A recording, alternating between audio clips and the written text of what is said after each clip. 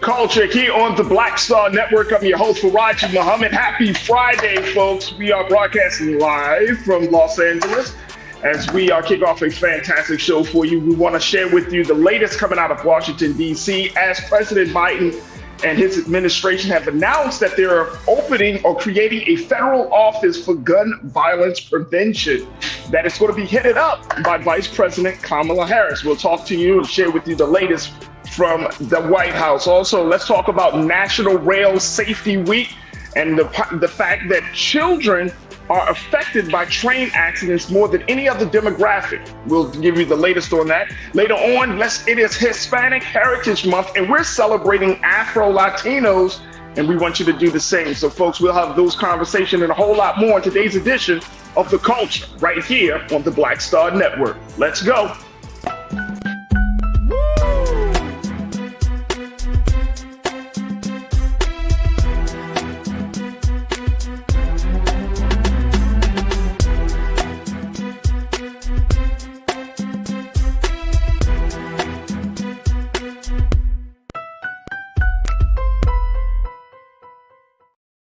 All right, folks, happy Friday. Welcome to The Culture here on the Black Star Network. I'm your host, Farajii Muhammad. Thank you so much for tuning in and being a part of the conversation. Folks, I want you to know that we are streaming on so many different platforms today. Make sure y'all check us out on various platforms. First and foremost, our home platform of blackstarnetwork.com. Again, that's blackstarnetwork.com.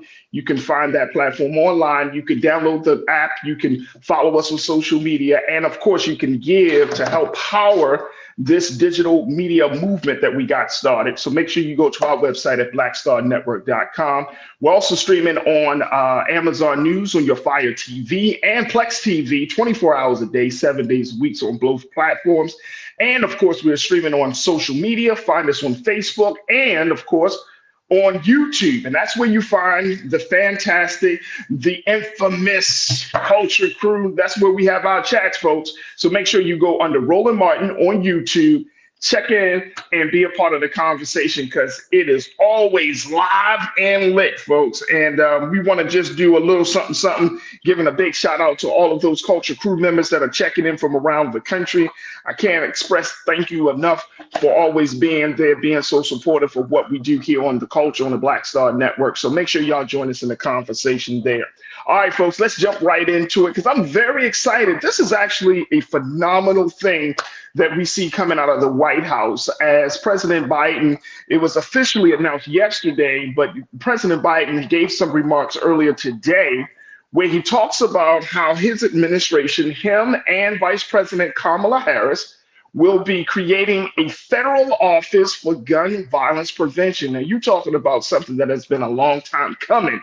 This is one of those things, folks, simply because we know, we've talked about it here on this show. It's been talked about all across the country, the prevalence of gun violence in this country, and more importantly, the impact that it has made on families and communities across many generational lines. And so for President Biden and Vice President Kamala Harris to create a space, an office, something, an institution that will start to not just look at this issue, but start to create provide resources and other things that can help curb this epidemic of gun violence is something that needs to be done. And I'm so happy the president and the vice president decided to move forward using their platforms, using the resources. And it's necessary. It is so necessary. But let me just share this very quickly. We got a quick excerpt, and Lisa, I know that I want to play just a little bit of what President Biden had to say at the White House earlier this afternoon. But let me just tell you, this gun violence situation is so deep, folks. It's actually one of the big factors of children's death in America. Well, I'm not going to say any much more about this. Let's hear from President Biden himself as he talks about creating this federal office for gun violence prevention.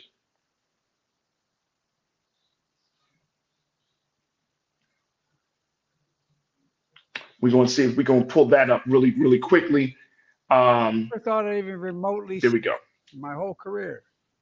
Guns are the #1 killer of children in America. Guns are the #1 killer of children in America, the United States of America. More than car accidents, more than cancer, more than other diseases. In 2023 so far, our country has experienced more than 500 mass shootings and well over 30,000 deaths due to gun violence. It's totally unacceptable. It's not who we are. And we have to act. We have to act now. And let me be very clear. If members of the Congress refuse to act, then we'll need to elect new members of Congress that will act. Democrat or Republican. Look, folks, there comes a point where our voices are so loud, our determination is so clear that our effort can no longer be stopped. We're reaching that point. We've reached that point today, in my view, where the safety of our kids from gun violence is on the ballot. At the end of the day, whether the Democrats or Republicans, we all want our families to be safe. We all want to go to school, houses of worship, grocery stores, gyms, malls, movies, without constant anxiety. We all want our kids to have the freedom to learn how to read and write in school instead of duck and cover, for God's sake. And it matters. So let me close with this. Earlier this summer, I was in Connecticut at a summit on gun safety hosted by Senator Murphy. 4 students impacted by gun violence who are here with us today summoned extraordinary courage and stood and shared their stories on stage, 4 of them. They each came from different backgrounds, different parts of the country, different shootings, but they shared a common singular message that one of them summed up in just a few words, and I quote, "The deadly and traumatic price for inaction." That's what he talked about, the deadly and traumatic price for inaction. They made clear what all of you know too well. That price can no longer be the lives of our children and the people of our country. They spoke for an entire generation of Americans who will not be ignored, will not be shunned, and will not be silenced. And I know progress is hard. I've been at this a long time, but we've done it before. We can do it again. If we're here, I'm here to tell you, to you, and the Vice President Harris hears you as well. You're right. You're right. We're by your side, and we're never going to give up dealing with this problem. We're never going to forget your loved ones. We're never going to get there unless we remember. You know, I know we'll do this because I know you. Heroes. Heroes proving that even with heavy hearts, you have unbreakable spirits. In memory of your loved ones, you're building a movement that endures. Above all, you'll never give up on the one thing we must never lose: hope. Hope. Hope. Jill and I, Kamala and Doug, our entire administration, are more determined than ever to carry forward that hope, that inspiration, that light that you continue to give us all. For the lives we have lost, well, for the lives we can save, we can do this. We just have to keep going. We just have to keep the faith. We just have to remember who we are. Every time I walk out of my grandpa's house up in Scranton, he'd yell, "For real. Joey, keep the faith." And my grandmother would go, "No, Joey, spread it. Spread it." That's what we have to do. Spread the faith. And remember, and I mean this sincerely, we are the United States of America. There is nothing beyond our capacity when we do it together. Nothing we've ever tried to solve, when we've done it together, we haven't succeeded. God bless you all. May God protect our troops, and may God protect our children. Thank you so very much. Distinguished guests, please. Of course, that was President Biden right there at the White House. Standing next to him, of course, Vice President Kamala Harris, as they move forward in announcing this new initiative to create a federal office for gun violence prevention, the first of its kind, folks. Now, we can talk about a lot of things, but this right here, this hits home.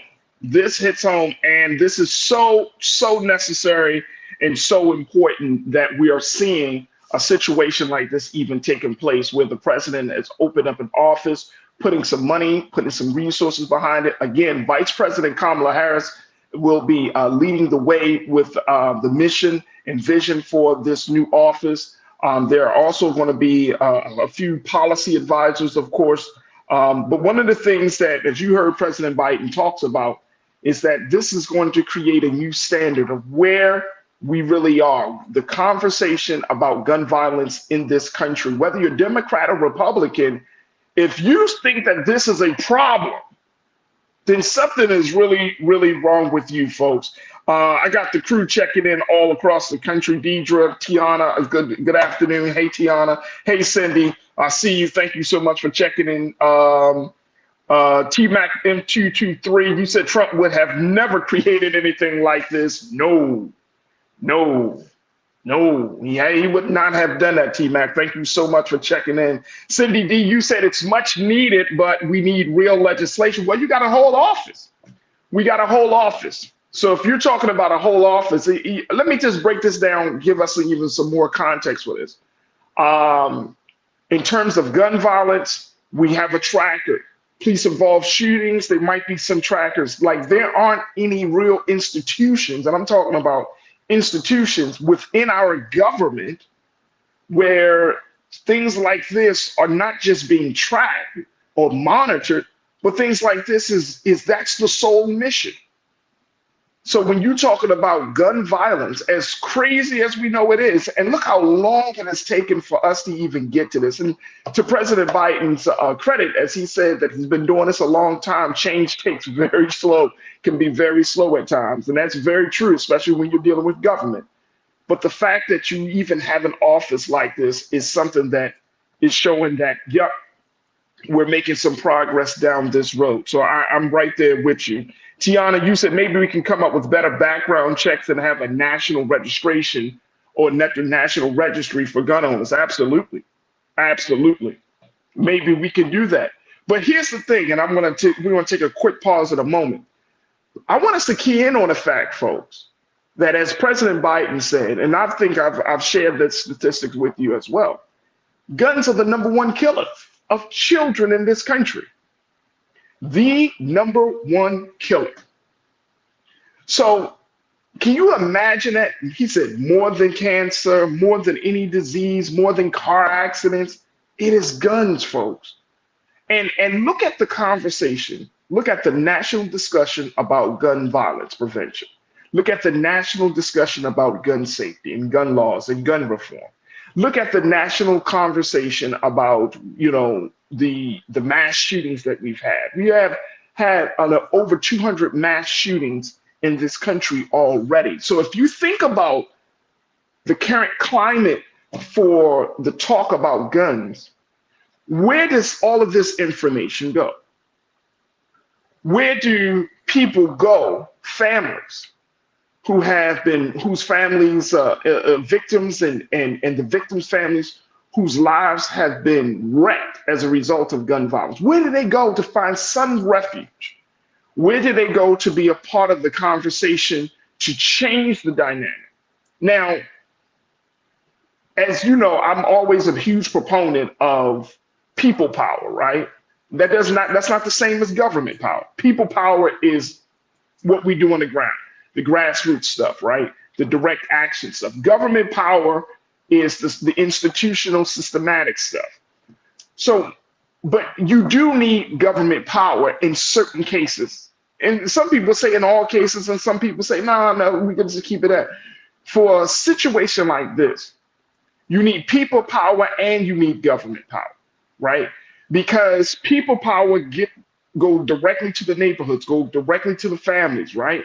But government power can be on the forefront. It can be a place where we can have these conversations among the legislators. It could be an institution that can get money for all of the additional resources. It can create toolkits. It can create a lot of different things that can be trickled down to the people, that can be trickled down to organizations.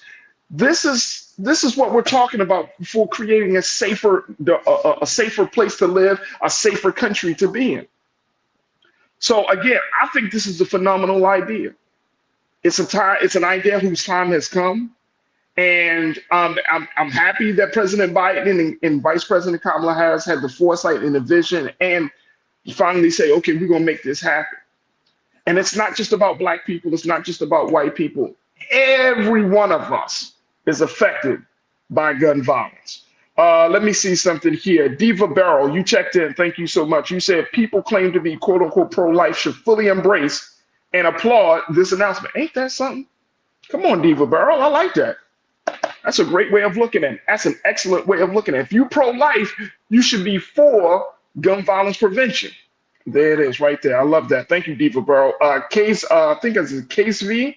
You said 18 and 19-year-old gangbangers should not count as children either, just to sway the narrative. Well, you know what? How did they get into that position? How did they get into that role? And I understand. And that's a different part of the conversation, KCV, where, you know, if you have young people who are killing other young people who are killing adults, whew, that's a different part of the conversation. But maybe this office, and I'm not putting too much on what this situation is supposed to do, but maybe this office can at least help to put us in a better place with this conversation. Let me just share this very quickly, and then we're going to take our next pause. One of the things that it was announced yesterday, you didn't hear from the president today, but one of the things that was announced was that this office will play a key role in implementing the Bipartisan Safer Communities Act. And let's go to the next one on that one, please, Lise. I'm gonna share this. There we go. Thank you.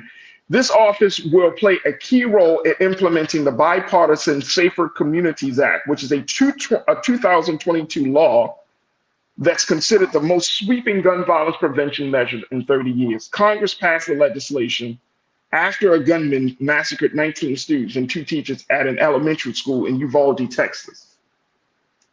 So when you go back to look at that act, folks, and you see some of the details of that act, you'll understand that this is going to play a significant role.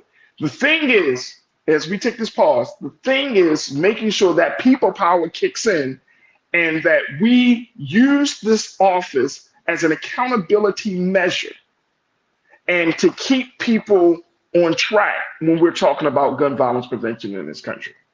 That's the big thing. Use this as an accountability measure and to keep people on track for gun violence prevention.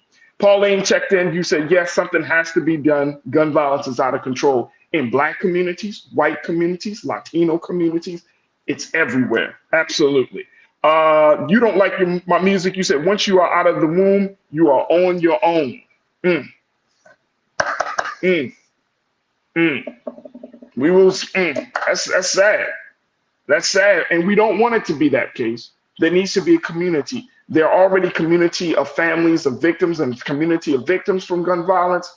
Now it's time to open up the community. So for those of us who may not have been affected by gun violence, if you have not been affected, your family hasn't been affected, then it is an opportunity for you to show your allyship. It's an opportunity for you to show your humanity and connect with your neighbors and other folks who have been affected. And we can create a different culture in this country when it comes to guns. So big shout out to the president, to the vice president. We're looking forward to seeing how this process goes. Folks, if you want to see the full announcement, all of what the president had to say, we even had Vice President Kamala Harris gave some remarks. Make sure you go to blackstarnetwork.com.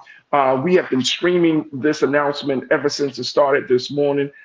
It was live a few minutes ago, but we wanted to make sure we put something out there for the show. But you can hear the full remarks from President Biden, Vice President Harris, and others, and victims and victims' families as this announcement has been made. But go to blackstarnetwork.com to see the full press conference. All right, folks, stay tuned. We got to take a quick pause. When we come forward, let's talk about rail safety, how it is National Rail Safety Week. We're going to share with you some statistics and most importantly, have some conversations about how we can keep our children safe near the railroad tracks. Stay with us. That conversation is up next here on The Culture on the Black Star Network.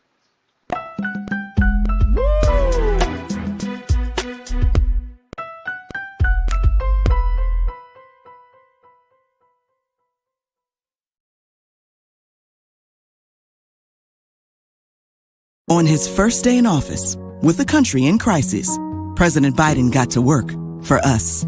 cutting Black child poverty in half, more money for Black entrepreneurs, millions of new, good-paying jobs. He's lowered the cost of living and prescription drugs. But there's more to do. He gets it because we all deserve dignity, safety, respect, and a chance to do more than just get by, but to get ahead. I'm Joe Biden, and I approve this message. Pull up a chair, take your seat.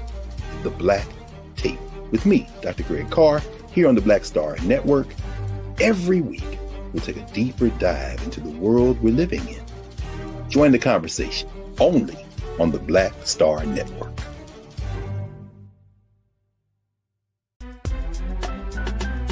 I'm Farajii Muhammad, live from LA. And this is The Culture. The Culture is a two-way conversation. You and me. We talk about the stories, politics, the good, the bad, and the downright ugly. So join our community every day at 3 p.m. Eastern and let your voice be heard. Hey, we're all in this together. So let's talk about it and see what kind of trouble we can get into. It's The Culture, weekdays at 3, only on the Black Star Network. When you talk about blackness and what happens in Black culture, we're about covering these things that matter to us, speaking to our issues and concerns. This is a genuine people-powered movement. There's a lot of stuff that we're not getting. You get it, and you spread the word. We wish to plead our own cause. Too long have others spoken for us. We cannot tell our own story if we can't pay for it. This is about covering us. Invest in Black-owned media. Your dollars matter. We don't have to keep asking them to cover our stuff. So please support us in what we do, folks. We want to hit 2,000 people, $50 this month, raise $100,000. We're behind 100,000, so we want to hit that. Y'all money makes this possible. Checks and money orders go to P.O. Box 57196, Washington, D.C. 20037-0196. The Cash App is $RM Unfiltered. PayPal is R Martin Unfiltered. Venmo is RM Unfiltered. Zelle is Roland at RolandSMartin.com. Folks, Black Star Network is here. Oh, no punches! I'm real revolutionary right now. Support this man, Black media. He makes sure that our stories are told. Thank you for being the voice of Black America, Roland. I love y'all. All momentum we have now, we have to keep this going. The video looks phenomenal. See, this difference between Black Star Network and Black-owned media and something like CNN. You can't be Black-owned media and be scared. It's time to be smart. Bring your eyeballs home. You dig?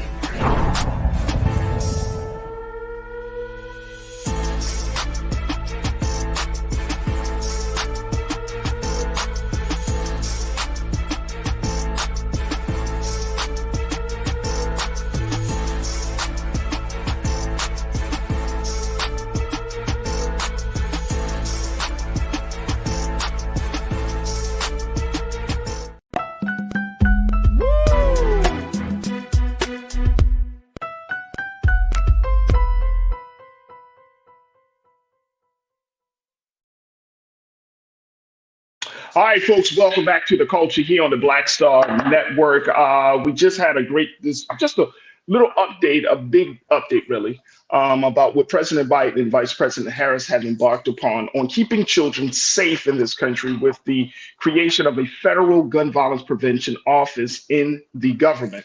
So that is major, but we're going to continue to stay on the theme of keeping children safe. And that's the thing that that's the mission that my next guest is all about with, she's doing the work of Safe Kids Worldwide. It is National Rail Safety Week, folks. And if you're not familiar, this is the part of the time of the year where conversations about railroad safety, about train safety, all of these things, especially when it comes to our children, has to be had, and an awareness need to be made to make sure that for those of us who live near railroads, those of us who live near trains, and where these major intersections, and it might not just be in rural areas, even if you're in urban areas and you have metros and other rail systems, that you understand the dynamics of it. Because trust and believe, folks, more children are actually affected by rail systems more than we like to believe or even know. So I'm going to bring up my next guest, who is going to give us some insight into this phenomenon and what we can do to make sure we keep ourselves and our children safe as we celebrate National Rail Safety Week. My next guest, she's a program director for Safe Kids Worldwide, and we'd like to welcome her to the culture here on the Black Star Network, our sister Shoshana Mignot. Am I saying that correctly? I want to make sure. Am I saying that correctly? You did get it right. Good job. Okay, you got it right. All right, awesome. Because I know how people do my name. They be like, for first, he, Muhammad. No, you did it the first time. So thank you. I appreciate that. I know what you mean. So thank you. Thank you. Sister Shoshana, let's talk about this as we talk about National Rail Safety Week. Why is this important? I mean, you're a Black woman, but we do not have a conversation about Rail Safety Week. It is not, and you know what? And the reason that we wanted to have a conversation is because it is a part of the culture. Right. It should be at the forefront of the culture. But why should we talk about it, especially for Black Americans? Yeah, no, thank you so much, and I really appreciate you having me on, and I applaud you for raising and talking about this issue and highlighting it this week. As you mentioned, it's National Rail Safety Week, so we're working with our partners at Union Pacific to share information and raise awareness about this issue this week. And as you mentioned, most people, even people who live around train tracks, don't realize how big of an issue it is. It's sort of like blurred into the background, but it's an issue because it impacts families, it impacts communities. I'll get to the statistics in a second, but I just want people to think about, you know, when a child dies, it's not just the parents or the caregivers that are impacted. It's the extended family, it's the community, it's the church family. And also on the flip side, you know, if a child is hit by a train and an engineer, you know, was conducting that train, that engineer is impacted as well. His or her family is impacted, their community is impacted. So it's something that impacts families and communities. So it's important for us to talk about this issue. And most people don't even know that every 2 days, a child between the age of 0 to 19 is hit by a train or is in a train collision. So it's happening, and it's happening in our communities. Absolutely, and that is astonishing, like an astonishing statistic to know that it's happening that often.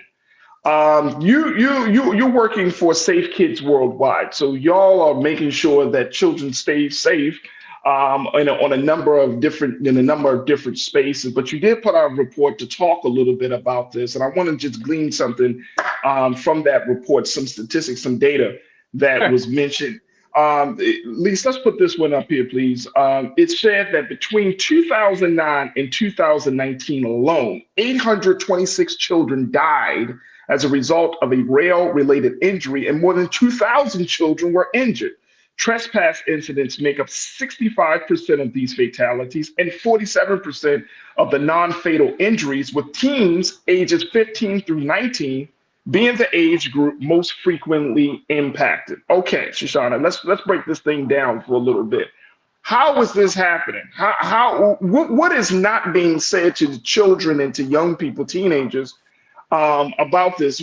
Is this a situation where children are just playing on the railway and they're just not getting out on time from when they hear a train? What's really going on? Talk to me about this.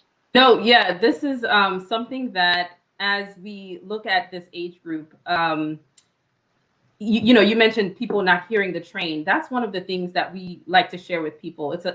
Trains are not as loud as people think.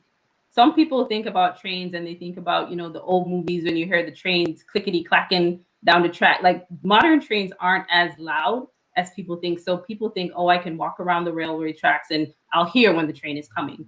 But that's not always the case. And especially in today's age where we're wearing our headphones or we're on our phone or we're texting, we may be distracted and not paying attention. So, even if you were listening, you're not really listening. But trains are quieter than people think. And also, trespassing is an issue, and people don't realize that they're on private property, and it's not only dangerous, but it's illegal to trespass as well. So we encourage people. One of our biggest tips is to not play around the tracks. A lot of young people think it's cool. People go to take their graduation pictures, prom pictures. They think they want to hang out on a railroad track. They think hanging out by the tracks is cool. And you've not seen there are I people haven't who, seen, no, I know that people, look. I know that people hang out on railroad tracks. You know what I'm saying? Like we in the movie Stand By Me, they had the boys playing on the railroad track. But I know that, but I'm just talking about prom pictures. people take their graduation because they have this, like the trains are, for some people, collectors, they love trains. I mean, trains are cool, but there's this imagery of, the artistic photo by the track, how they lay it out. Okay. You see where I'm going. Yeah, That okay. is not a good idea. It's not a good idea. Another thing, one of the statistics we like to share as well is that trains are a lot bigger than people think. So it's not just on the track. The trains are wider than the track, at least 3 feet on each side. So even if you get across the track, you can still get hit by the train. So trains are quieter. I want listeners to remember this. Trains are quieter than they think. Trains are larger than they think. And just don't be by the track. But the trespassing is a huge issue. It's the hanging out. People also think, they may have a route that they need to go, and it's easier to cut across the track. And so they think it's a shortcut, but also bad idea. So we tell people, even if you think it's a shortcut, it's not worth it. Track tragedies are preventable. And so we want people are preventable. So, it's not a good idea to take the shortcut. You think you might be saving a few minutes, but it may not be worth it. It's never. I like that. I like how y'all put that, track tragedies, and I think that's going to be the hashtag. Should be the hashtag track tragedies, because it sticks.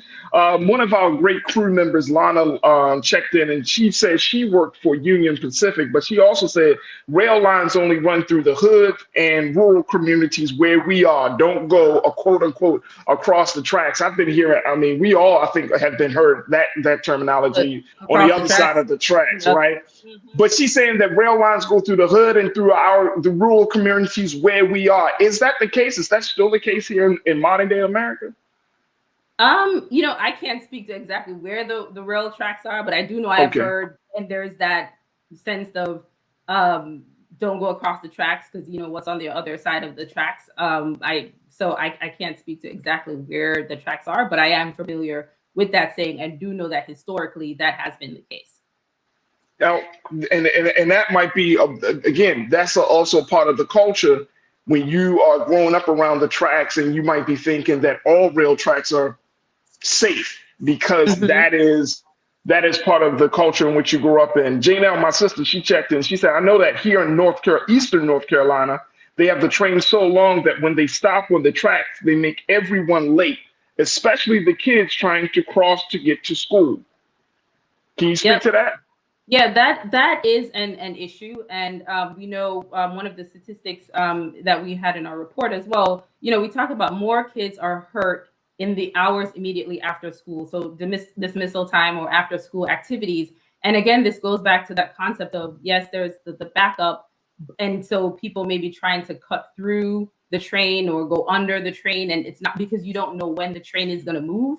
It's never safe to try to beat the, so from a driver perspective, people may try to beat the train because they're thinking, this train is going to be here for a while. And so if I get held up, I'm going to be late. So let me try to beat the train. That's also a bad idea. And then you have sometimes kids, teenagers, even adults trying to cut through because there is that backup. So that is an issue. And I know our partners at Union Pacific, that is something that they are working to reduce and eliminate because, that we know that is a concern. That is a huge concern. Let me just share and I want to get your take on this as well, Shoshana. Tiana checked in. She said, Texas, California, Illinois have the highest fatalities and collisions. Are those the big states that do have those, or are there some other states that have higher fatalities and collisions? I would have to look at the numbers, but I do know that those three are big states. They have a lot of tracks in those states. I can't give you the ranking. I don't have them in order. I do have the numbers by state, but I don't have them in order. But those are, I agree with Tiana that those are big major states that have lots of tracks. And what about fencing? Because one of our crew members talks about that there aren't any fencing around certain tracks. Is that something that Safe Kids Worldwide is advocating for? Because I want to talk a little bit about some of the solutions. We're talking about human behavior, using common sense, looking both ways, don't try to, beat the train and all of those things. But then there's some systemic things I think can happen, which is like fencing, signage. Talk to us about the effort that Safe Kids Worldwide is having on that front. Sure. So from a Safe Kids perspective, we are more on the education side of things. So education and raising awareness. Okay. So we have, we've worked with Union Pacific to create a Clifford and the Railroad Crossing book. That's a book that's available. It's a free resource. You can go to our Rail Safety Hub to get this book. I think most people are aware of Clifford, the Big Red Dog, and it takes Clifford through a store with Emily Elizabeth. And it's a great way. If you go to our website, you can order the book. We'll ship it to you for free. And it's a resource that you can read to either your child, a child in your community, your niece, nephew, at your church group or wherever, and share that safety messaging. And our goal with this is, we want to have something fun to inform the kids, but also as the parent or caregiver reading the story, we're hoping the messages get across to the adults as well. In terms of, gates and, Safe Kids, we do some advocacy work because, as we do our work in keeping kids safe, we do recognize that there are some systemic issues involved. And at Safe Kids, I'm happy to say that we just launched our new strategic plan, and the theme for our strategic plan is equity in child safety. And we want to make sure that kids are safe no matter where they are, no matter where they live, no matter who their parents are, but all children deserve and have the right to have access to a car seat, a smoke alarm in their house, a carbon monoxide detector, all of those things. So we recognize that there are systemic issues, and which is why we have, made it an intentional effort to say that we are going to be focusing on equity in child safety over the next few years and into the future, because that is the systematic issues are, it's not something that can be broken down overnight, but we do need partners. It's not a one organization show, but we need partners from all levels of society to work towards making sure that there is equity in child safety. We got about 30 seconds, Shoshana, but I'm wondering, are Black children make up the highest demographics of children that are affected by train accidents, track tragedies? That is a great question. And I was trying to find that out before I came on. And unfortunately, the data that we look at from the Federal Railroad Administration, the data set actually does not include a variable for race and ethnicity. So I wasn't able to be able to pull that information for you. So I'm not able to be specific on that. And Well, you know what? I appreciate you for saying that and not just throwing out a bunch of BS. Throwing out some stuff and we be like, oh, okay. I mean, I'm glad that you like, hey, we don't know yet. But, it might be interesting just for us, and there might be an advocacy point down the road where you ask the question like, can we get some more detailed information about the deaths? Are we talking about Black children, white children, Latinos? Like, who are we talking about here? Because I think that also will speak to the strategies that to use of awareness and prevention. So I think that's a great point. But I appreciate you for being honest about that. We're gonna have to take a quick pause, but I do want to put out your website for Safe Kids Worldwide, because y'all are working on a number of fronts, not just dealing with rail safety and track tragedy. What's the website, Shoshana? Yes, our website is safekids.org. So that's SAFEKIDS.org. And as you mentioned, we work on a host of issues. So this week is Rail Safety Week. This week is also Child Passenger Safety Week. So we encourage everyone to buckle up every time, every ride. And if you have a young one, make sure they're in the correct car seat for their age, weight, and height. We work on drowning prevention, safe sleep, pedestrian safety, bicycle safety, making sure our kids are wearing helmets. In our community, we want to make sure we see our kids in helmets. So we work on a host of issues. So please go to our website, safekids.org. blackchildpolicy.org. And let me just tell you, Shoshana, I'm in Los Angeles. I've seen people drive with children in the front seat, no seatbelt, piled up in the back. Oh, it's crazy. And you know what I mean? You want to say something, you want to be like, man, put your child in the damn seat, man. Like, you know, you really, because you like, anything can happen. And sometimes in some of these places, I don't know about any other place, but in LA, people can't drive like that. Woo! Can I just throw one thing in there? I'm glad you mentioned that, because one of the things, this goes for rail safety and child passenger safety.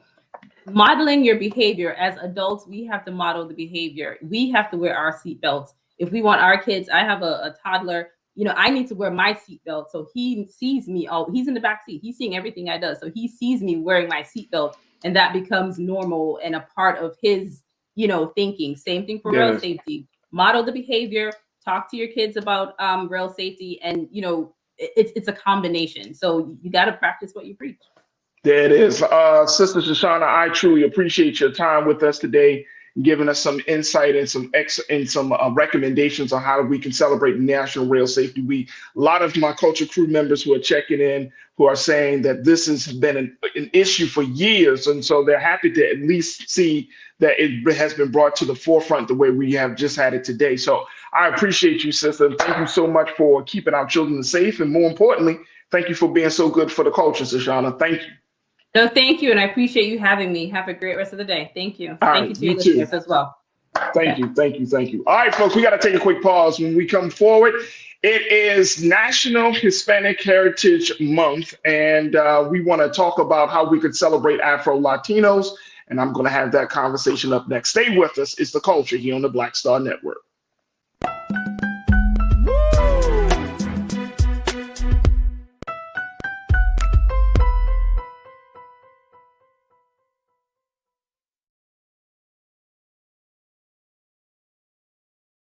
On his first day in office, with the country in crisis, President Biden got to work for us. Cutting Black child poverty in half, more money for Black entrepreneurs, millions of new, good-paying jobs.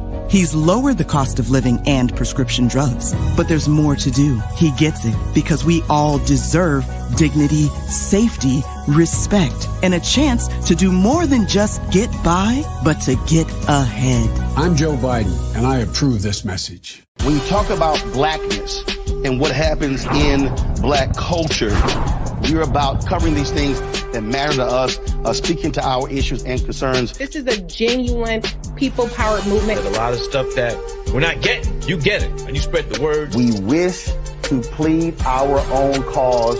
Too long have others spoken for us. We cannot tell our own story if we can't pay for it. This is about covering us. Invest in Black-owned media. Your dollars matter. We don't have to keep asking them to cover our stuff. So please support us in what we do, folks. We want to hit 2,000 people, $50 this month, raise $100,000. We're behind 100,000, so we want to hit that. Y'all money makes this possible. Check some money orders. Go to P.O. Box 57196, Washington, D.C. 20037-0196. The Cash App is $RM Unfiltered. PayPal is R Martin Unfiltered. Venmo is RM Unfiltered. Zelle is Roland@RolandSMartin.com.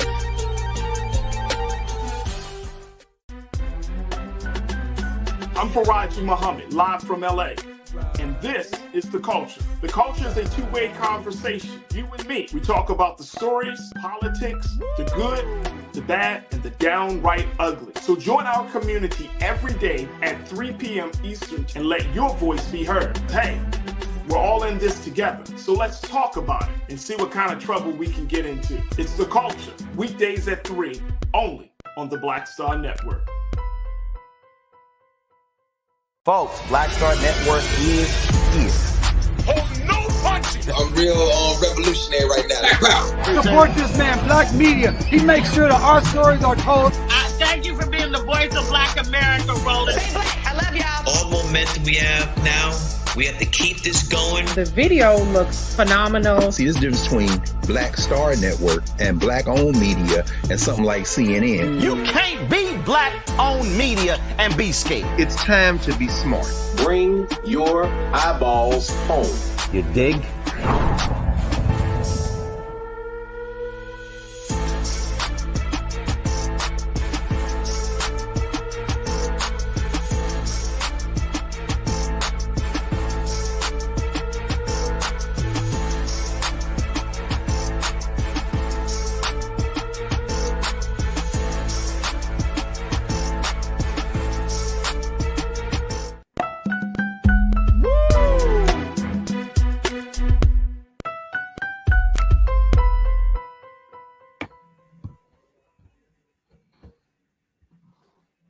All right, folks, welcome back to The Culture here on the Black Star Network. I'm your host, Farajii Muhammad. Thank you so much for tuning in. If you missed the first half of the show, folks, make sure you take a look at it. Go back to our website at blackstarnetwork.com. Be a part of Team Replay. In the first half of the show, we talked a little bit about President Biden and Vice President Harris announcing the creation of a federal office of gun violence prevention. You'll be hearing much more of that. We have streamed the announcement, the major press conference from the White House on blackstarnetwork.com. So you can see the full press conference from there. Also, we just talked to Sister Shoshana from Safe Kids Network, Safe Kids Worldwide, about National Rail Safety Week, a major week of making sure that our children stay safe around railroads and not become a track tragedy. So make sure y'all do your due diligence and take a look at the first half of the show. All right, now let's switch gears. Let's talk about another part of the culture, which is our Hispanic brothers and sisters, as this is Hispanic Heritage Month, folks, and this is the time of year. It kicks off from September the 15th and ends on October the 15th. But this is the time of year we start to look at the great contributions to the culture and other parts of our life and our experience here in America that Hispanic people have brought to the table. But this year, there's a greater emphasis on celebrating Afro Latinos. That's right, folks. And I know that for some of us, some of you even question, like, Farajii, why do you even talk about Hispanic stuff sometimes? Like, why do you even, this is supposed to be, and it's like, do y'all know there's a huge part of the population within Black America that are actually Afro-Latino. Let me share with you a little bit of some details, and then I'll bring my sister Noemi on, as well as my sister Corinna. But take a look at this. This is a 2020 report from the Pew Research Center. They reveal that there are 6 million Afro-Latino U.S. adults that make up 12% of the adult Latino population and 2% of all adults in the country. Approximately 800,000 adult Afro-Latinos do not identify as Hispanic, highlighting the complex dimensions of Hispanic identity in the United States. Now, notably, 130 million individuals in Latin America are of African descent, demonstrating the significant impact of Afro-Latino culture on the region. About 15 times more enslaved Africans were transported to Portuguese and Spanish colonies in the Americas than to the United States. This comes out of the Hilltop, which is the official newspaper of Howard University, because they just had their celebration for Afro-Latinos just a couple of days ago at the start of Hispanic Heritage Month. So why not celebrate that part of the culture? Why not celebrate those folks who are a part of us? Don't understand it. First, let me welcome our culture crew member for the day, Corinna Denise, checking in as always. She's a college advisor and activist, and one of our great culture crew members. Corinna, good to connect with you once again. How you feeling this afternoon? Hey, peace. Happy Friday. Hey, Happy Friday. So really quickly, before we bring Sister Noemi on very quickly around this, Hispanic Heritage Month celebrating Afro-Latinos. You're down in Florida. You also, spent some time in New York. How big of this is this? How major is this celebration? And why should this be significant for Black folks who are not a part of the Afro-Latino community? Why should they celebrate? Why should we celebrate? Yeah, well, it's a part of who we are as a people, right? Black people are so multifaceted, right? We always say that we're not monolithic, but yes, we have a huge demographic within the Latino Hispanic community. My mother is from a Central American country, Belize. Which has always been a very diverse country. I mean, you have Panama, you have Dominican Republic. If you travel to these places, you will see a lot of people who look just like me and you, Farajii. But, I think we might not see it as much sometimes depending on where we are in parts of the United States or the cities. A lot of folks tend to think when you think Latina, you might see someone who looks like J-Lo, for example. But when you go abroad, that is all you see. And to your point, talking about the Portuguese and the Spanish, they were the biggest, right, in the transatlantic slave trade. So if you were to travel to like Brazil, to Portugal, you would see so many Black people, right? And, arguably, people have even mentioned, can we even really consider Hispanic to be a race or Latino to be a race, right? Yes, it's very, very dominant. One of the schools I worked in as a college counselor, we pretty much straight up had all Black kids. Even the Latino kids, majority of them, except for maybe a handful, were Black Latino kids. So it's more common than you think, especially if you go up in New York City, go uptown, go to Washington Heights and stuff, you're going to see all the Black Latinos, Black Puerto Ricans. They are everywhere. For me, myself, again, since my mom's from Belize, that's something I always tussle with. I'm like, I guess depending on how you would define it, I could classify myself as a Latina, although we've always been Black and we got so many mixtures in my family alone. But yes, Black Latinos are here. They are everywhere. Mexico, you name it. So it's not uncommon. And I hope that with Hispanic Heritage Month, which has been around for a while, and with this particular awareness about celebrating specifically Afro-Latinos, it will bring more awareness, right? And we won't look at this as something that is uncommon, because it's very common. And, I think we need to normalize that. There are Black Latino people. Absolutely. I want to bring in my sister Noemi Perez, who serves as a political strategist and president of Eco Diversity. And we're going to take a quick remark from her, and then we got to take another pause. But Sister Noemi, thank you again for joining us in this conversation with me and Corinna. How you feeling this afternoon? I'm well, and I'm going to ditto what Corinna just said. You're doing it because it has to be done. There's a void in it, right? Even in Washington, D.C. for congressional activities, we see CBC activities, congressional Hispanic activities, but where does the Afro-Latino or Afro-Latine fit into the puzzle? It's sort of pick and choose depending on who you are and where you feel more comfortable. So if you have to be that mold breaker, be that, do that, and set the tone. Absolutely. And thank you for doing this. No, and it just doesn't make sense. And to Corinna's point, it's like you got all of this. You got all these two communities, Latino community, the Black community. Like we live hand in hand with one another, even here in LA. It's like we grew up under the same conditions. We have been unfortunately oppressed by the same systems. But then there's still this big differentiation. And so when it comes down to the celebrating, some people really push back on this, Noemi. And I don't understand. I'm thinking to myself, like, bruh, if you knew Black history, you would understand that this is a part of our history. We're all a part of the same history. And let me just say, the 5 countries that kicked off Latino or Hispanic Heritage Month, right, are all Central American. Honduras, Guatemala, El Salvador have actual huge Afro-Latino populations. Honduras basically is home to the Garifuna. They are largely concentrated either in Los Angeles or New York. Okay, businesses very heavily populated, Spanish speaking. There is a Garifuna museum in Los Angeles. Look into them, learn, right? If anything, it's an opportunity. This month is an opportunity to be Black, right? And look into and support Black-owned Latino businesses that in this case are Afro-Latinos, or to learn a little bit more. And, Corina, thank you for bringing up the Belizean side and the Panamanian side of the equation, right? Because those two countries have both an English colonized component and a Spanish colonized component. And depending on which side of the bar you're on, depends on where you lean in on identifying. So thank you for that. Absolutely. We got to take a quick pause, but I want to get to a comment, Corinna and Sister Noemi, that my sister Pretty Brown Mimi brought up.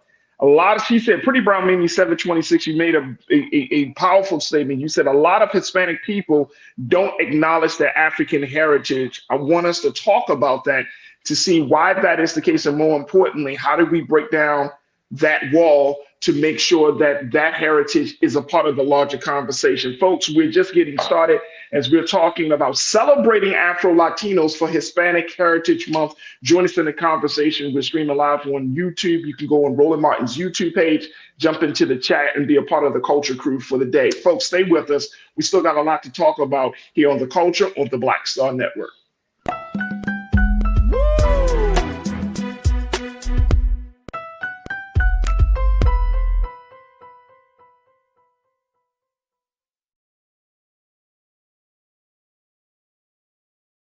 On his first day in office, with the country in crisis, President Biden got to work for us.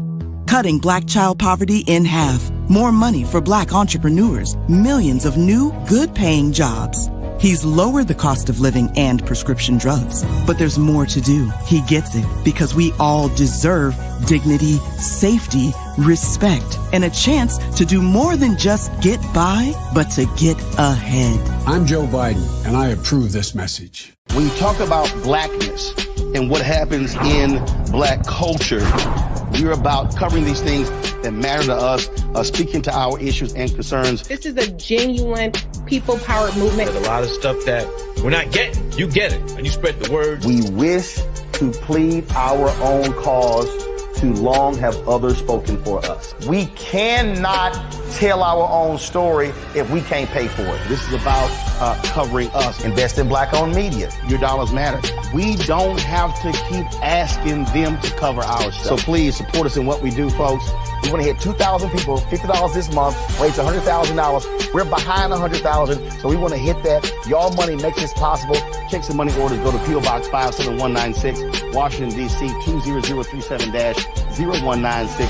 The Cash App is $RM Unfiltered. PayPal is R Martin Unfiltered. Venmo is RM Unfiltered. Zelle is Roland at RolandSMartin.com.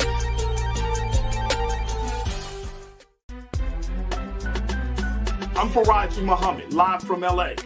And this is The Culture. The Culture is a two-way conversation. You and me. We talk about the stories, politics, the good, the bad, and the downright ugly. So join our community every day at 3 p.m. Eastern and let your voice be heard. Hey, we're all in this together. So let's talk about it and see what kind of trouble we can get into. It's The Culture, weekdays at 3, only on the Black Star Network.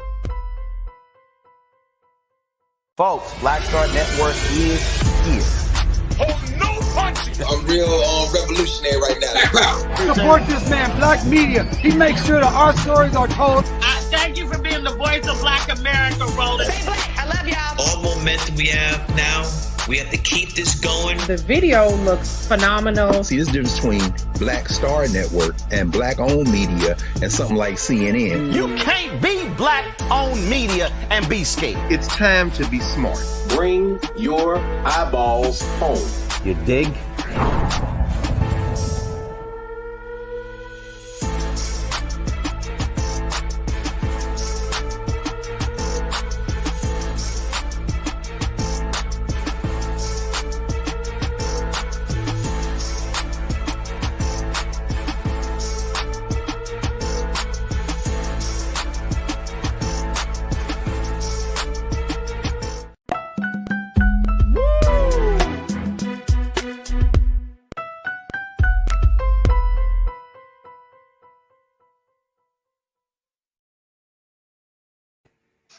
All right, folks, welcome back to The Culture here on the Black Star Network. I'm your host, Farajii Muhammad. We are talking about celebrating Afro Latinos for Hispanic Heritage Month. And folks, if you did not know, there is a large population of Afro Latinos in this country and around the world. And we want to make sure that as we talk about Hispanic Heritage Month, that kicked off on September the 15th. It goes all the way through until October the 15th. This is a month where we start to have different conversations about our people being a part of that community. And so today we once again want to kind of push the envelope a little bit and just to have different discussions about this, because for some of us, we may not even know that we might have Latino or Hispanic roots in our family. For others, we might be still struggling to figure out, well, which side of myself do I bring to the forefront? Is it my Blackness or is it my Latino side? We don't know. So I'm then talking to my sisters. First, we got Corinna Denise, who is her family and her people. She's from Belize. So she's dealing with, she says she struggles with it, but culture crew member Corinna Denise, who is a college advisor and activist. And then I also got my sister Noemi Perez, who is a political strategist who's been working on this front with the Obama administration and other spaces. And she also serves as the president of Eco-Diversity. So I want to get back to what Pretty Brown Mimi said on this, Sister Noemi, and then Corinna, I would love to get your take on this, where she made this point and this is Culture Crew member Pretty Brown Mimi talking about how some folks don't really acknowledge their Black side, their Blackness, right? And I hate identity politics, Corinna. You know, we talk about it a lot. I hate identity politics because I think it puts people in a box rather than giving people the opportunity to fully express themselves. But for the purpose of this conversation, why is that existing? Why do we have that dynamic, Sister Noemi, where you might have a Black person whose family is from Portugal, Belize, some other South American country, but then they keep that under wraps? And according to the data, this is not uncommon. A lot of Afro-Latinos do not always come out to say, hey, I'm Afro-Latino. What is that the root of that? The simple root of it, bottom line root, you know, white supremacy, colonization, right? In terms of the strata that was created by the Spanish to manage the populations in the countries that they were colonizing. There was a strata that actually identified layer by layer where you as an individual fit depending on the degree of mixture you had, right? So the purest in bloodline you had to being just purely Spanish, the higher up you went, the more mixed or the darker skinned you were, the lower and less privileged you were. And so naturally, and we have to acknowledge this as well, right?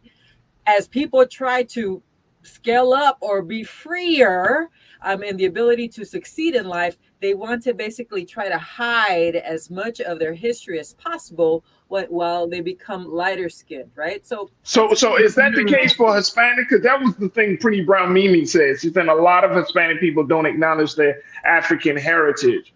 So if you are a lighter skinned Hispanic person, but you know you got some African blood running through them veins, you're not pumping the Black Power fist. No. Those that so on the Hispanic side, because there's some beef there, and I'm not trying to make no generalization because I'm coming to this conversation with full like humility.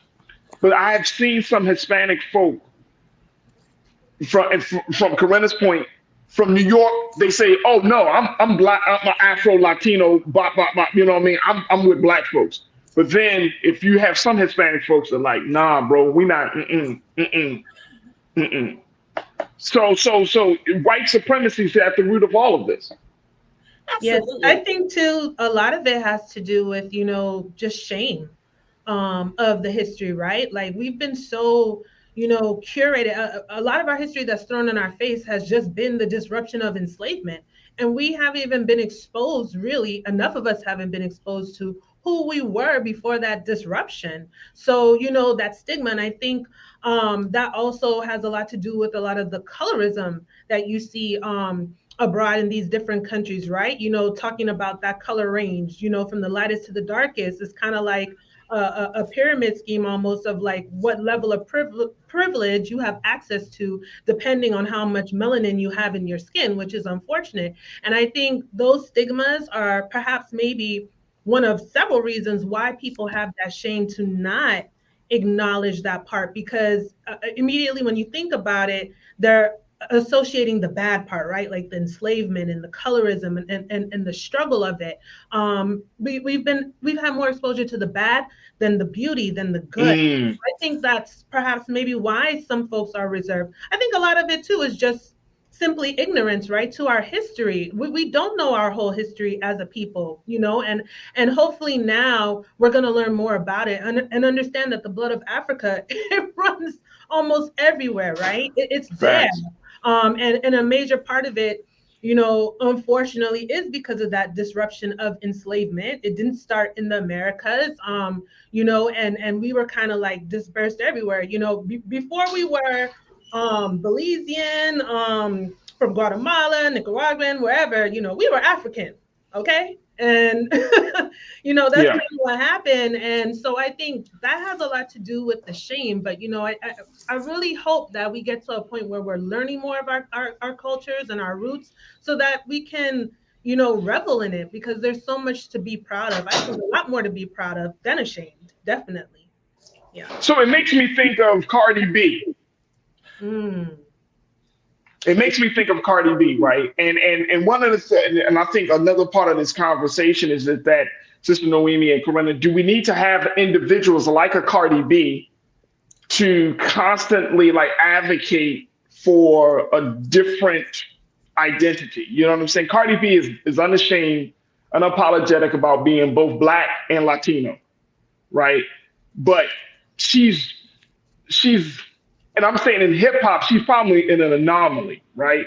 I think in hip hop, it kind of forces you to kind of pick sides a little bit. But she was accepted by Black folks, right, as being who she is.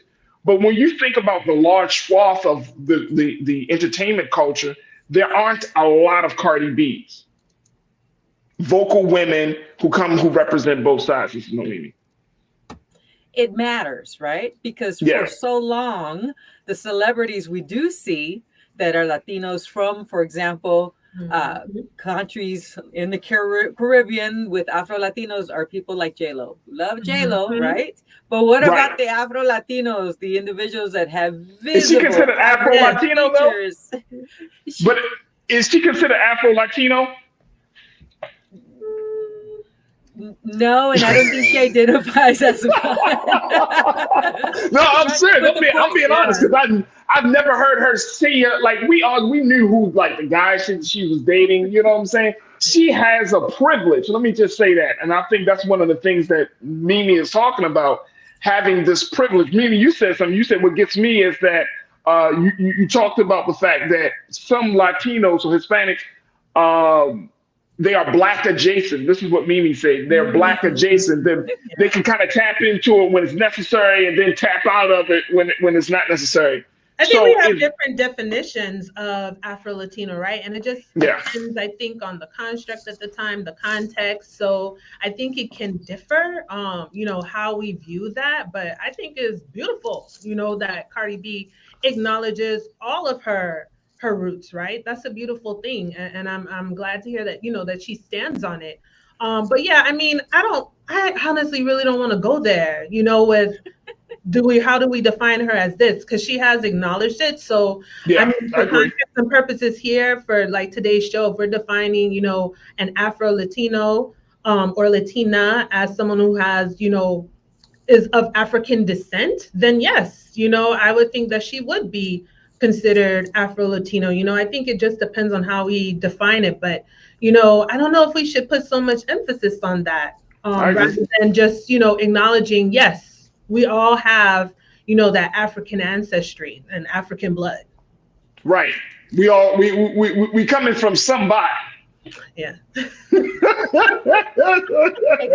I share this as well? Please. Yes, ma'am. We're going to take a quick prayer pause after you. One of the crew members, your crew member said, Amara La Negra is a great example. Yes. But the point that I wanted to make is that we oftentimes think that Spain itself has been historically just purely Castellano, i.e. European white. It has not. If you go to places in Spain, there is a very strong history of Muslim heritage and culture. It is visible. You see it. We're talking about Morocco. We're talking about North Africa. We're talking about a country that was dominated, right, by Muslim culture for about 500 years. So why aren't we taught that, right? There is a historic effort to try to associate ourselves and our lineage with the aristocracy. I'm not mispronouncing it, i.e. what is considered pure bloods in Spain. And it has been taught to us in Spanish colonized countries. And so it's deeply rooted. But again, it's on the definition of what success and purity looks like in terms of hair, in terms of skin color, in terms of body image, right? And how it is associated to access to privilege and success. Absolutely. We got to take and I love that. We're going to take a quick pause. When we come back, let's continue the conversation, because there's also another part about this in terms of how do both communities, how do you have Afro-Latinos and how do you have Black and Brown communities start to tap into political power, which is the next step. I know, Sister Noemi, you understand the power of that. Corinna, you understand the power of that.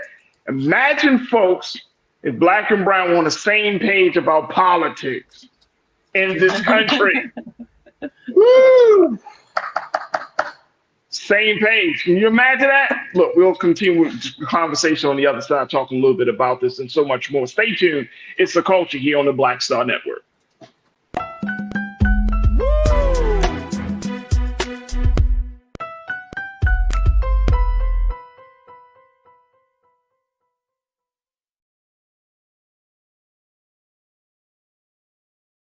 President Biden has delivered for Black America.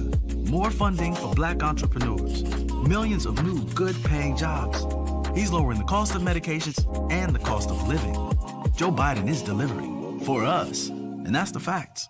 When you talk about blackness and what happens in black culture, we're about covering these things that matter to us, speaking to our issues and concerns. This is a genuine people-powered movement. There's a lot of stuff that we're not getting. You get it, and you spread the word. We wish to plead our own cause. Too long have others spoken for us. We cannot tell our own story if we can't pay for it. This is about covering us. Invest in black-owned media. Your dollars matter. We don't have to keep asking them to cover our stuff. So please support us in what we do, folks. We want to hit 2,000 people, $50 this month, raise $100,000. We're behind 100,000, so we want to hit that. Y'all money makes this possible. Check some money orders. Go to P.O. Box 57196, Washington, D.C. 20037-0196. The Cash App is $RM Unfiltered. PayPal is R Martin Unfiltered. Venmo is RM Unfiltered. Zelle is Roland at RolandSMartin.com.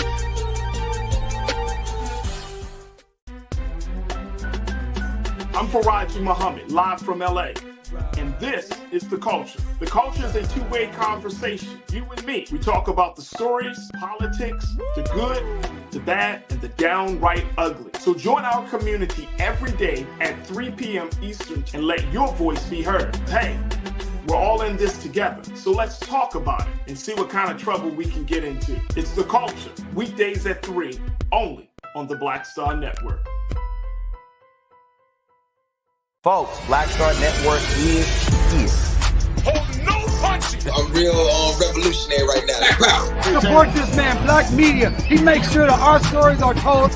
Thank you for being the voice of Black America, Roland. Stay black. I love y'all. All momentum we have now, we have to keep this going. The video looks phenomenal. See, this difference between Black Star Network and black-owned media and something like CNN. You can't be black-owned media and be scared. It's time to be smart.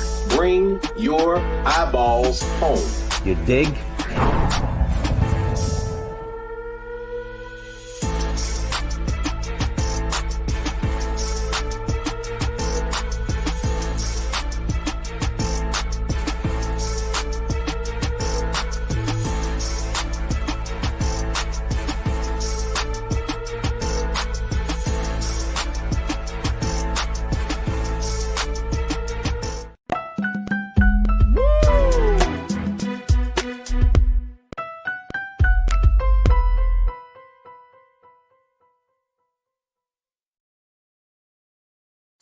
All right, folks, welcome back to The Culture here on the Black Star Network. I'm your host, Farajii Muhammad. We've been talking about celebrating Afro-Latinos during this year's Hispanic Heritage Month. And I've been checking in with two dynamic sisters to give their insight, of course, along with you folks. But let's go to the sisters, Corinne and Denise, who is a college advisor, and my sister Noemi Perez, who is a political strategist and president of Eco Diversity. So this is such a big conversation, Sister Noemi and Sister Corinna, that I know that there's a lot of ground to cover, but I always want to kind of keep having certain discussions because I think it's important. I learned something from this as well. So I'm a little selfish in having this conversation. I'm like, yeah, I want to know more about this. So y'all gonna just have to if you don't want to hear it, turn it off. But I want to learn.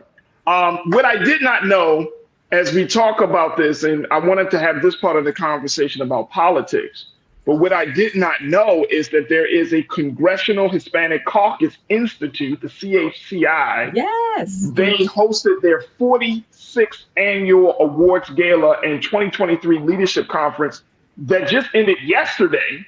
They were hosting it all this week.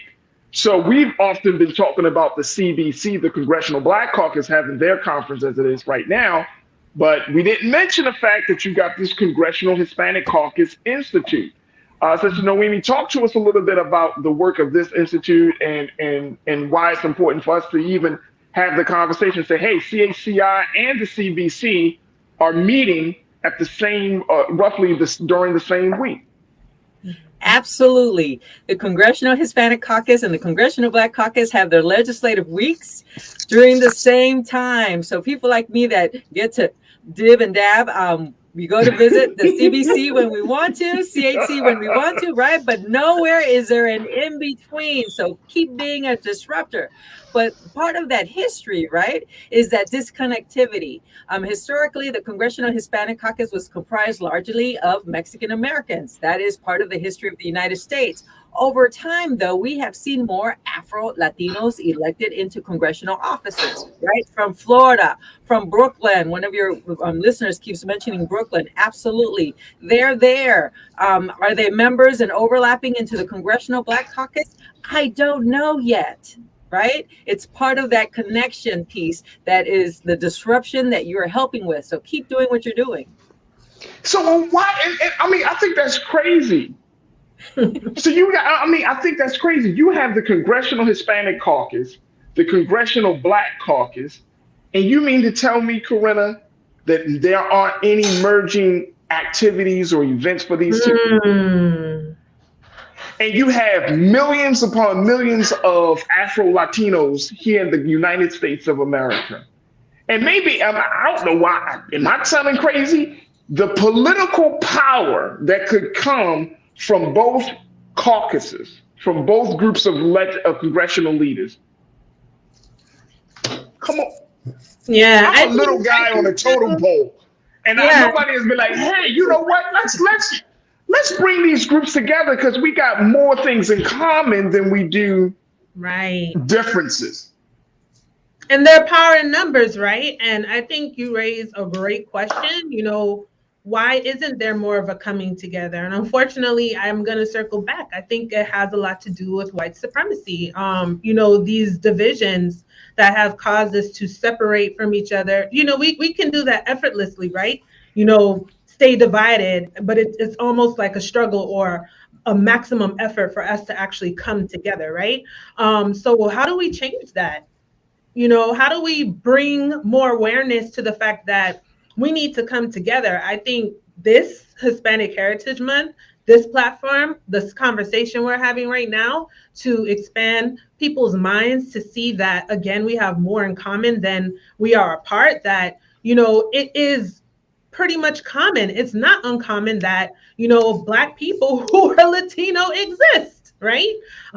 It's a part of our culture and who we are as a people. And I think, again, it's just that social construct where, you know, of race that was pretty much forced upon us, that we've kind of segregated into these different groups, right? But yeah, I raised the same question, and I honestly don't have an answer. I'd have to go do some research to see how, and maybe they have. Is that we don't know about it? You know, maybe our sis can speak to it a little bit.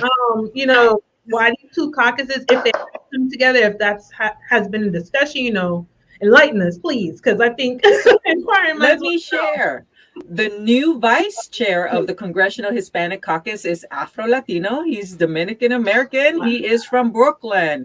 He is one of those, you know, disruptors, like we would like to call it, right? Where he's raising the visibility of Afro-Latinos within the Congressional Hispanic Caucus, including the legislative issues of Afro-Latinos. And yes, to Lisa's point in the chat, Maxwell Alejandro Frost is from Florida, and he's Cuban, right? Cuban American, but very visibly and very proudly Afro-Latinos. So there is a movement afoot, if you will. And I think it's those disruptors that need to move and shake around those issues. But goodness gracious, Brother Farajii Muhammad, wouldn't it be great for the culture to host a panel during this week, right?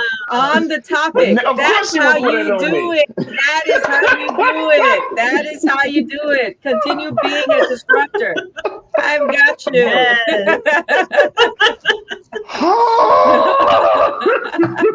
All right, so here, okay, so not to go into deep. You know what? We're gonna have a separate conversation.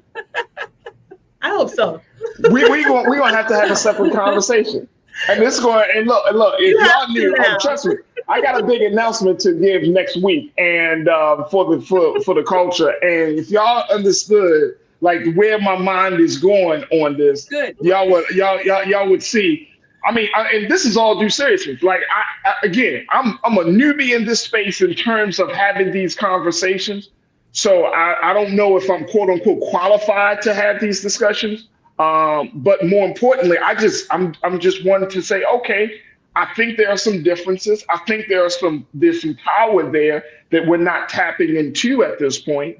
And I think that, we could really move the needle further along. It's just strange, though. This is how deep white supremacy runs, that you got two groups of people who have been systemically and historically oppressed by the American systems meeting during the same damn time. Mm-hmm. You got representatives who are Black folk who are part of both communities. Nobody says, "Hey, look," and maybe they have. Now, I'm not going to assume that they haven't tried in the past, but I'm saying at least have a mixer. At least a mixer, right? At least have a networking reception. No, let me tell you why. Because here in Los Angeles, there's the councilman. His name just escapes me. But he was in this scandal around racism because of some leaked recordings between him and his colleagues. This man has decided that he's going to stay in his job, right? Okay, fine. You got caught up in a racism scandal. You told people you're not a racist. People called for you to resign, to step down from your position. You stay. Not only is he staying, he announced the other day that he's running for re-election. Mm. His name is Kevin De Leon. Kevin De Leon, thank you. Kevin De Leon. And so when we see that type of bullish, I don't even know the word to describe it, since Noemi and Corinna. But when we see this type of quote unquote representation, then it means that something else needs to be put into place, something new, something different, something fresh. And it's not just about a Black face. It's about the fact that you have political interests that align with it. And I know I saw Monkey Confessions. You say, what do we have in common? The group out of chattel slavery needs specific policy to address our economic condition. Our condition isn't just economic. Our condition is spiritual, social, educational. It's with the healthcare system. It's not just about money. And yes, we do need to have specific policy conversations about that. But wouldn't it be even greater if we started to at least bridge the gap? Come on, man. No, this ain't rocket science, man. Come on, this ain't rocket science. Yeah, we need to bridge that gap. It's a very wide gap. And we're like waist deep in the gap.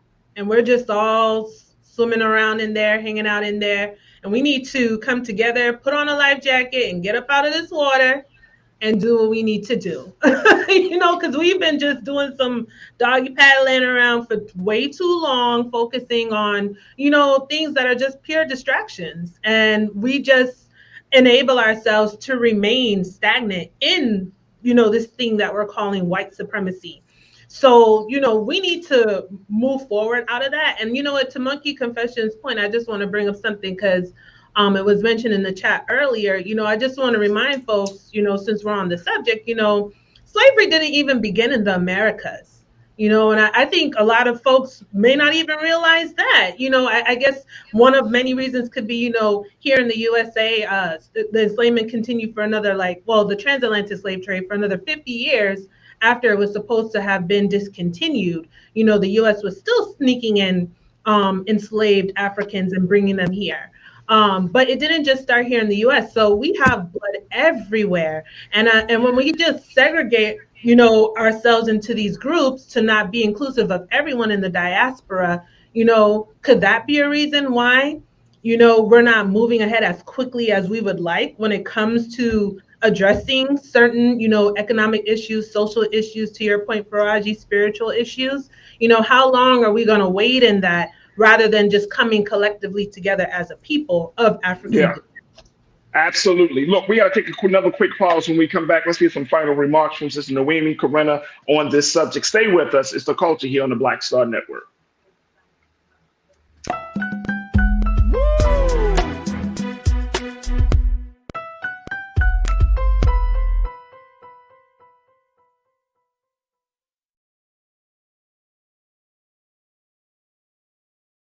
President Biden has delivered for Black America. More funding for Black entrepreneurs. Millions of new good-paying jobs. He's lowering the cost of medications and the cost of living. Joe Biden is delivering for us, and that's the facts. Folks, Black Star Network is here. Oh, no punches! I'm real revolutionary right now. Support this man, Black media. He makes sure that our stories are told. Thank you for being the voice of Black America, Roland. Stay Black. I love y'all. All momentum we have now, we have to keep this going. The video looks phenomenal. See, this difference between Black Star Network and Black-owned media and something like CNN. You can't be Black-owned media and be scared. It's time to be smart. Bring your eyeballs home. You dig?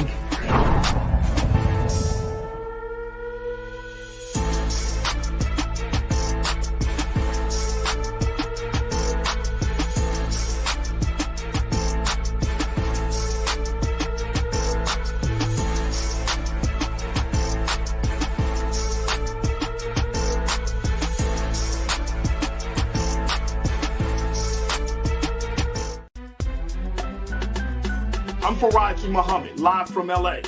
And this is The Culture. The Culture is a two-way conversation. You and me. We talk about the stories, politics, the good, the bad, and the downright ugly. So join our community every day at 3 p.m. Eastern and let your voice be heard. Hey, we're all in this together. So let's talk about it and see what kind of trouble we can get into. It's The Culture, weekdays at 3, only on the Black Star Network. When you talk about blackness and what happens in Black culture, we're about covering these things that matter to us, speaking to our issues and concerns. This is a genuine people-powered movement. There's a lot of stuff that we're not getting. You get it, and you spread the word. We wish to plead our own cause. Too long have others spoken for us. We cannot tell our own story if we can't pay for it. This is about covering us. Invest in Black-owned media. Your dollars matter. We don't have to keep asking them to cover our stuff. So please support us in what we do, folks. We want to hit 2,000 people, $50 this month, raise $100,000. We're behind 100,000, so we want to hit that. Y'all money make this possible. Check some money orders. Go to P.O. Box 57196, Washington, D.C. 20037-0196. The Cash App is $RM Unfiltered. PayPal is R Martin Unfiltered. Venmo is RM Unfiltered. Zelle is Roland at RolandSMartin.com.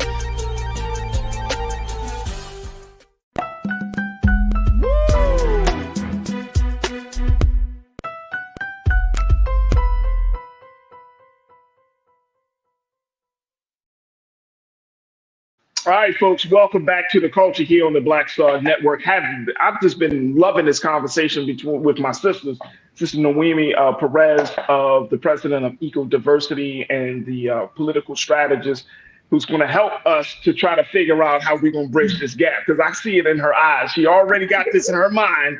This is going to be the platform that we're going to start bridging the gap. My sister Corinna Denise on my other side. So Sister Corinna, thank you so much. Let me just throw this out there because I know we got a few moments left in the show, but this is something Tiana said. Check it in, one of our great culture crew members, Tiana. She said, we are not going to play the slavery Olympics or who got it worse. Mm-hmm. On the slavery Olympics. Because it's Noemi, that's what we get into when we have these discussions about celebration, acknowledging other people who have undergone struggle. You know what I mean? I get it. Black folks have undergone the most inhumane struggle in the history of the world. We could talk about slavery. We could say, well, when Africans had slavery, it was not like the European version of slavery. So when we say, well, they were sold into slavery, they didn't think that in their head that they were selling their people into a hell space. You see what I'm saying? Because that just wasn't this level of European chattel slavery that our people experienced was a whole different situation. And I understand that. I get that. I'm totally in agreement with that. But the thing now that I don't see is that now if we start to try to figure out who struggled, and as Tiana said, if you go into the slavery Olympics, we are shooting ourselves in the foot, Sister Noemi. You know, part of, besides the acknowledgement, right, is also the acknowledgement that the history of African Americans, Black Americans, right, is something that is still being addressed through legislation, right? The Supreme Court led a recent decision on affirmative action, right? That overturned efforts by Ivy League schools that have tried to increase the number of African Americans that were historically disadvantaged into seeking opportunities in those schools. Those issues are still real. So part of the piece of being a disruptor for you, Brother Farajii Muhammad, is ensuring that there is an understanding that people's movements are not being threatened by the rise of Afro Latinos or by any efforts to do collaborative work. I will also say this, part of our history or part of our future is that we're going to see a population of Latinos increasing in the United States. I think that this Afro-Latino serving as a middle point on some of these key issues is important. So how do we shape it? How do we mold it? How do we tap into those Afro-Latinos who have raised themselves as leaders? You know, I go back to Congress. There are currently 3 Afro-Latinos serving in Congress. And when I say Afro-Latinos, I mean individuals who are very visibly identifiable as people from the Pan-African diaspora, okay? 2 of them are from New York, one of them from the Bronx. He's actually the first, not only, he's the first Afro-Latino / Black gay elected official elected to Congress. And the second one is Adriano Espaillat from Brooklyn. And again, the vice chair of the Congressional Hispanic Caucus. How do we engage them in that conversation to serve, right, as a voice for Afro-Latinos and to help Afro-Latinos and Latinos understand that on the African-American side, there is still work that is being done that should not be crossed, if you will, or usurped for the work on behalf of Latino issues. Absolutely. Absolutely. Now, so Sister Noemi, let's talk, and we probably should have talked about this at the beginning of this conversation, but I just jumped right in because I was super excited. But what's the proper terminology? They call it Hispanic Heritage Month. Some folks in the chat says Latino. You've said Hispanic and or Latino.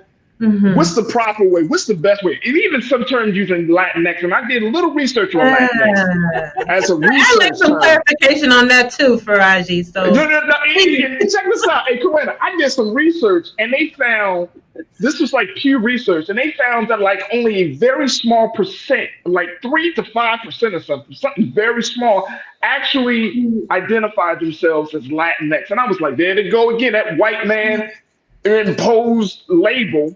Another on a group of people, another social construct that was imposed on a group of people that don't even identify themselves. Like some people check me, they're like, you should not say Latino, it's Latinx. And I'm like, but do Latinos call themselves Latinx? So Latinx. So what's the help us understand? So Latinx is actually an attempt by LGBTQ identified or non-binary identified individuals to remove the gender component of the word Latino or Latina. And that is how they choose to identify themselves. So somewhat of a genderless hyphenation of the word. You know, Dolores Huerta, who's a storied leader in the Latino and farm worker movement, recently was quoted as saying she doesn't like the word Latinx because, quite frankly, it eliminates her indigenous identity, right? And speaking of that cultural identity, Afro-Latinos are more commonly referring to themselves now as Latine. So if you look at the islands, particularly in the East Coast part of the United States, we're seeing the word Latine or Afro-latine, or Latin, how it might be read. So my rule of thumb, honestly, is when in Rome, right? Do as the Romans. If someone wants to be called Latinx, I respect them and refer to them as Latinx. If you are Hispano or Hispanic, like many are in Texas and in Florida, by all means, I will call you that. That is my advice, suggestion, and background on the terminology. So just basically just ask the person, hey, how do you like to be referred to? Corrida, Yeah. how do you like to be referred to, right? Right. And then they look at you like you're crazy and like, what do you mean by that? Because if somebody would ask me that, I'd be like, oh, black man, what do you want? Wait, what do you want me? What do you want me to say? It can be a touchy subject. It can And be a touchy subject. I have one quick question to ask. This Sure. is just curious, especially being that my mother's family is from Belize. What do you think, Nomi, the term like Spanish? Because I've heard that too, where they'll be like, oh, this one, they're Spanish, you know. How do you think that interjects with like the Hispanic or Latinx or Latino, Latina? And the Haitians are French, right? So we start looking at who's associated with France, Spain versus England. I'm going to tell you what the indigenous or Native American optic is on that. They advise people simply to not classify themselves by the flags, by European flags, right? Yes. And that's in effect what we're referring to when people refer to themselves as Spanish or French or from English countries. And I think once you start paying attention to that, I definitely pay attention to that. I when I speak to Panamanians or Belizeans, I have to figure out whether they're more affiliated with English history or Spanish history. There's a difference in how culture is identified and presented dependent on either. So at the end of the day, bottom line, it's the affiliation, right, with colonized history. Absolutely. Absolutely. I want to, we got a few moments left. Sister Noemi and Corinna, let's talk about next steps in terms of how do we celebrate? What would you, a couple of things. Let me just pull this up here. Folks, if y'all are going to be in the DC area on September 23rd and 24th, they have Fiesta DC Festival. That's going to be happening, I guess that'll be this weekend then, essentially. For Afro-Latino people in the United States, Fiesta DC Festival is going to be happening this weekend. It's, of course, a festival, food, entertainment, activities from several cultures, honoring the heritage of Afro-Latino people in the United States. This was put out by Howard University's Hilltop newspaper. So that is happening. But what are some of the other places or other ways that people can become more informed this month, Sister Noemi and Sister Corinna? What can folks do to kind of expand their knowledge? Because I feel like, there's some new conversations that need to be had, and it might require us to go out and actually meet people and not just be up in our head and reading stuff online. I'll just say quickly, if you can, to travel. You'd be surprised, who you encounter and who you see. When you just travel to different countries, like I said, if you travel to like DR, right, Dominican Republic, you're gonna see all these beautiful melanated people. Same in Portugal, same in Brazil, Guatemala, Honduras. Like, if you can, definitely travel. It will give you another perception, right? Because you're gonna see these groups of people there and their element, right? As to where sometimes it looks a little bit different here in the US, depending on where you go or maybe what you're not used to. But yes, it's very common. Like someone brought up the beautiful Amara La Negra earlier, right? Like, I don't know if you guys remember that, I think initial season of Love and Hip Hop she was on, where that was kind of a battle. And there was a producer, if I'm not mistaken, who was questioning like, what, like you're Afro-Latino, like what? Like he was so unfamiliar with seeing someone from Dominican Republic with her complexion, because he just wasn't used to that. But if you travel to DR, you would see that this is a very common thing. So yeah, I would definitely say if you can travel, you're going to see that, like we've been discussing today. This is a natural thing. It's not uncommon. It's just that we've been curated to believe otherwise here in the United States for a plethora of reasons that we've just talked about on today's show. Absolutely. Sister Naomi, what would you say? What can people do as we celebrate Hispanic, Latino Heritage Month? I don't want to get mixed up. So what can folks do? And to piggyback on the DC festival, right? There's going to be an Afro Latino festival in Los Angeles later this month. Same thing. We're seeing a rise in Afro Latino festivals during the month of Latino/Hispanic Heritage Month to do that, to celebrate Afro Latinidad, Latine. But as I've mentioned before, if you're a foodie, find that Panamanian restaurant, find that Belizean restaurant, right? In Los Angeles, there are a few, but there are some Afro-Mexicano restaurants. Have you ever had Afro-Mexican food? No. Celebrate them, right? No. Buy black. Come on. Part of what is we're in the centered in same city. February. Come on, talk to me. Talk to me. Yeah. And if there's one thing we all love, it's that rice. Okay, you're gonna go in any restaurant. I don't know what it is with Caribbean people, but they're gonna pile on that rice.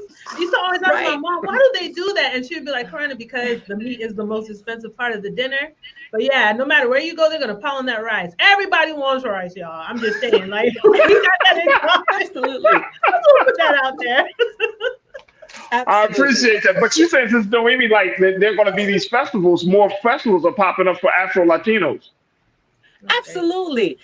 That's From awesome. Florida, New York, California, they exist. They might be much smaller than the regular Latino festivals, right? But they exist. And it's a great opportunity to go out and, like you said, just meet people, listen to music. Have you ever gone around Garifuna spaces? People from Honduras, they have a very specific music and dance type that, guess what, looks very African, undeniably African, right? Absolutely. And yet when you're talking to them and you're listening to them, they're speaking in Spanish. Wow. So get out your bubble, go celebrate Afro Latinos, find it, Panamanian, Belizean, Costa Rican, look for it. Afro Mexicanos, they exist, we exist, just look around. Oh man, I love it. I love it. Hey, Sister Noemi, we're gonna have to talk offline because I need you to send me an email. Absolutely. With some places and definitely for some festivals. I would love to check them out. I know we gotta go, but Sister Noemi, you mentioned the Garifuna, who are like prevalent throughout Central America. So are you familiar with the punta music? Absolutely. That's what I'm referring to, right? It's called punta music, but when you listen to it, it's heavily influenced by African drums, right? You look at the punta, the dance style. What is it? Yes, it's African dance. Our African roots are foundational in these places, you all. So I think that's the point that we're trying to make. When you hear that beat, even in cumbia and salsa, it is that African beat, that bass, that rhythm. It comes from the motherland. And that's what we have to do, where we have that commonality. When you look at the music, the foods, you see that common thread.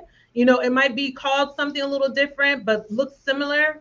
Those are things that we have in common that were brought from the motherland, and we were just dispersed in different parts of the world, but we carried on, our ancestors carried on those traditions. So that's awesome. That's awesome. And Janelle, I am not salivating when she was talking about it was something around my mouth. Plátano. Find some plátano. Plátano is common throughout these different restaurants. I love it. I love it. I'm a foodie. I'm a tourist. So what you expect? I'm a foodie. You got a lot of Belizean restaurants in LA. They are everywhere. Look. That's why I'm asking. Look, I'm gonna blow up Sister Noemi. Like, yo, I need to know some of these restaurants. Like, for real. I need some rice in my life like this.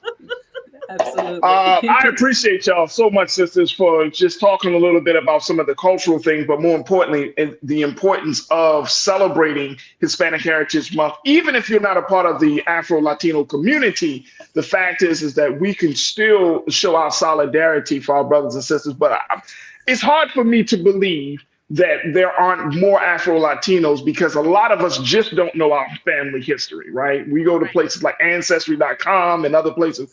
We may not know. I don't know. You know what I mean? I'm thinking there's some part of me that is somewhere from some island. I know. I look at the grain of my hair and all of this stuff. There's something happening there. So I truly appreciate you both. Sister Noemi, thank you so much, sister. And we will certainly reconnect. And I'm serious. We might just need to have a conversation about the political side of tapping into that political power, because That's something I see that happening. And I know that if that happens, the scales of white supremacy will be tipped over in our favor. Tipped over. Be the disruptor, brother from Muhammad. Be the disruptor. I'm telling you, they would definitely be tipped over. Thank you, Sis Noemi, who is a political strategist, chief strategist, and president of Eco Diversity. She's doing some fantastic work in both the political and cultural spaces in LA and all across the country. So thank you again for being a part of the conversation. Thank you. Absolutely. All right, Corinna, you always bringing it. I truly, truly appreciate you, Corinna. Thank you. And I didn't even know that part of Louisiana restaurants. I mean, yes, because I didn't even know that was a part of your family history. Yeah. I didn't know that. I thought you were just Black. I mean, my dad's from New Jersey. But my mom and her entire family are from Belize. So yeah. Wow. Wow. So do you identify as Afro-Latino?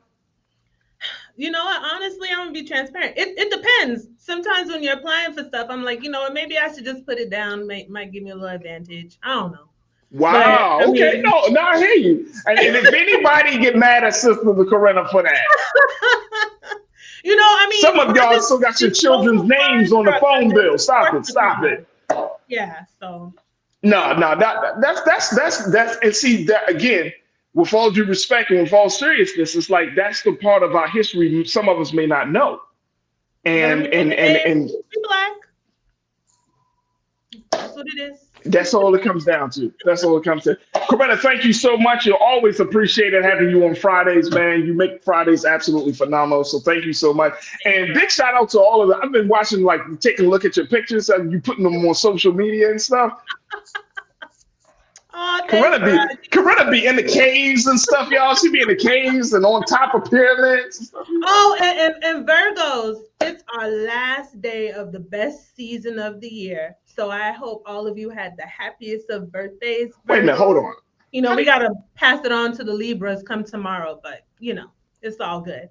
Our season will be here again before you know it. Yeah, like next year. Yeah, but you know, like next year, it's the best season and the most birthdays, okay? Because everybody parents had happy time around the holidays, and we came along. I don't care. Look, listen, I don't care what nobody else say. There's no other sign that it goes harder than Virgos. Y'all like a gang, and you know I blame it on Beyonce. I blame Beyonce, man. That Virgos groove. I really blame Beyonce. Corinna, thank you so much, sister. It's always a pleasure. Absolutely. All right, have a great weekend. All right, folks, that's going to do it for us. I thank each and every one of you in the culture crew. Thank you so much for a fantastic show. I want to thank my very special guests. I want to thank Sister Noemi for checking in, Sister Shoshana from Safe Kids Worldwide. Folks, do your due diligence. Go to blackstarnetwork.com, download the app for free, and support us. We want you to support us because guess what? If you enjoy the conversation, and we're having a lot of conversations like this, folks. We're having some very, very important discussions. As much as we enjoy it and having laughs, the fact is these are all about our culture. So make sure you support us today at blackstarnetwork.com. Download the app for free. Follow us on social media and support us financially. You can go directly to our website. And I want to just thank all of my fantastic production team, Joel, Shannon, Keenan, my man King Keenan, Lise. Thank you so much. Maddie and Chris, thank you for a phenomenal week. Next week, got a big announcement. I got a big announcement, man. We're doing something real big here on the culture. I'm really excited, and I cannot wait to share with you what we're doing and how we're moving forward to push the culture forward in a lot of different ways. So you will see much more, but I want to give you a little something next week so that way we can get the conversation started because October, and it's planning to happen in October, God willing, and October is just around the corner. I got something for y'all. So y'all make sure y'all stay tuned. All right, folks, that's going to do it for me. Up next, of course, is Roland Martin Unfiltered at 6 p.m. As always, never be afraid to challenge what's wrong, stand for what's right while being yourself in the process, God willing. We will talk on Monday for another exciting edition of The Culture right here, only here, exclusively here on the Black Star Network. Have a great weekend. Talk to you soon. Peace.